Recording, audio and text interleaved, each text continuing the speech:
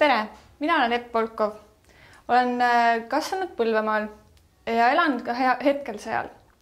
Õppinud Viluste põhikoolis, hiljem Võru kesklinna gümnaasiumis ja peale seda asusin õppima Tartusse, ülikoolilinna, küll mitte ülikooli, vaid Tartu Kutsehariduskeskusesse sekretäritöö erialale. Minu huvideks ja hobideks peamiselt on ainult käsitöö.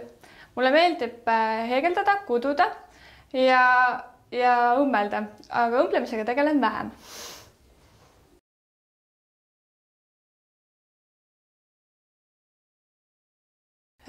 Töötan Põlva vallavalitsuses sekretärina.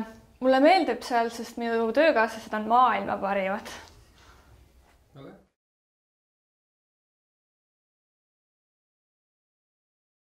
Hea sekretär on kindlasti sõbralik, kohusetundlik, abivalmis.